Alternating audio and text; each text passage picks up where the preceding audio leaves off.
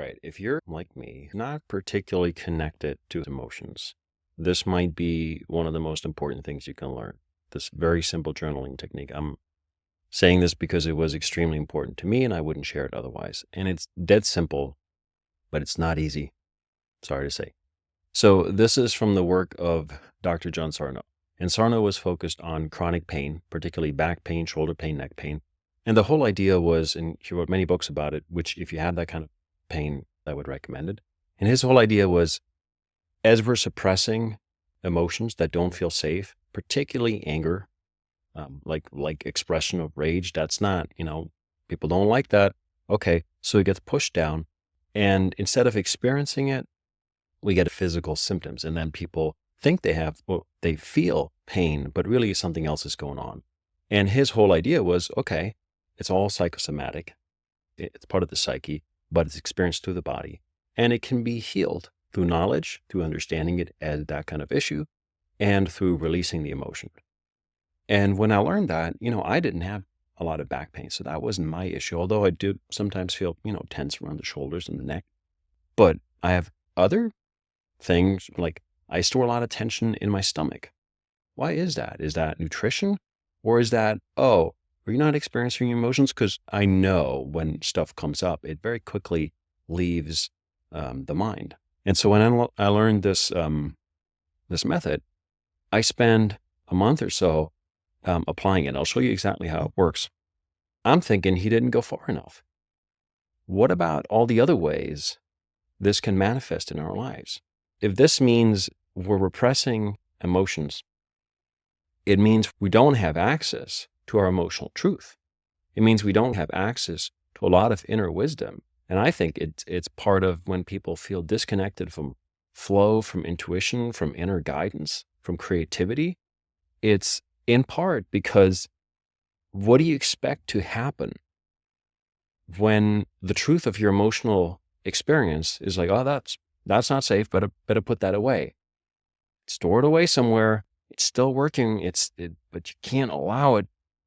That creates tension. I mean, that's one thing for me, like asleep, grinding your teeth. So the actual method is super simple. Really, all you need is this book, The Divided Mind, and the chapter treatment. And there's like 4 or 5 pages where he says, well, here's the treatment, the daily study program, as he calls it. And the program really is, he calls it, make a list for the different areas in your life where there are stresses. Your history, especially things that happened in childhood, your current life, money, relationship, job, everything that's like creating stress, creating pain, creating resentment, creating emotions that don't feel safe. And then personality traits, and especially the things where we get in our own way. If you're a people pleaser, if you're more on the shy side, whatever it is that you're acting out over and over again, you're like, gee, I wish I could just stop this because it's not really serving me. For example, for me, I tend to believe it's not safe to rely on other people. So I'm very focused on, I got to be independent. Relationships are an issue. Has that served me well? No. So he's like, make a list for each. Just list every individual item or person that stresses you. And then every day, ideally, you don't have to, but ideally, if you can, every day you take paper, pen, because I know you're jumping to like, okay, can I type this and can I feed it into AI? Can I have it analyzed? The idea is not to write a novel. The idea is to have an emotional experience. You want to move. Okay, this is movement. I know we don't like it and your hand's going to cramp at the beginning, and it took me a while until I was like, okay, I can actually do this now. It's not enjoyable, but it works. You set a timer, you go somewhere private. All of this is about your experience of all the emotions that don't feel safe. If you do it around other people, you'll self-regulate, you'll self-censor. The whole point of this is to go where you'd rather not go. That's why it's super simple. Basically I call it shadow journaling, because you're going towards your shadow. You're going toward what is resting in your unconscious, what has been put away from conscious experience. Like, I don't really like that aspect of myself. Don't want to think about that. Okay, here, that's where we're going. That's the only place we're going. Especially the things we don't like to admit, we like to look at. And especially things that feel unsafe, like anger, but also things like shame, guilt, jealousy. All of these emotions are ways of going deeper within yourself. You write, and you write about that, and then you follow the trail of the uncomfortable emotion. And ideally, you get yourself to a really emotionally raw state, and you write all the stuff that you don't want to admit, that you never speaking out loud, all the things that's really bottled up, and you release it on the page. And if you can, and I do that, it's an even more intense experience, you write it and you say it out loud. And you'll have this visceral mind-body experience like, I cannot believe I'm saying this. I cannot believe I'm speaking this out. Nobody's ever supposed to know. Nobody can know. I don't even want to know this. That's your job. And give yourself enough time, because it can't take a while to get in there, right? You'll start with a stressor and you start on the surface. My boss this, my mom that, I wish, blah, blah, blah. And then you have to pick up the trail of the shadow, of the discomfort. I'd really rather not think about that. I'd really rather not say that. That's where you keep going until you get to the places that hurt, the places where you face judgment, right? And all of these emotions that we've discussed. And you say it out loud too. The whole point is not to make this your reality, but just to have the experience for a moment so that then you can let it go. And I'm telling you, I've broken pens, I've ripped pages, I've made a mess out of it. This journal is not for anyone else, right? This is not for public consumption. Occasionally, there may be creative sparks. Actually, that's a beautiful side effect. In that shadow, you can find gold.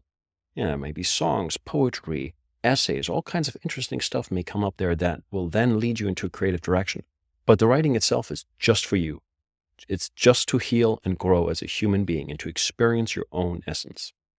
So that's why I like to say, write as honestly as you can. Write to meet yourself on the page, the truth of yourself on the page. And ideally, write until you cry. And as a guy, it's like, oh my God, I don't want to. If you're somebody who is like, I don't cry ever, I haven't cried in years, nothing touches me.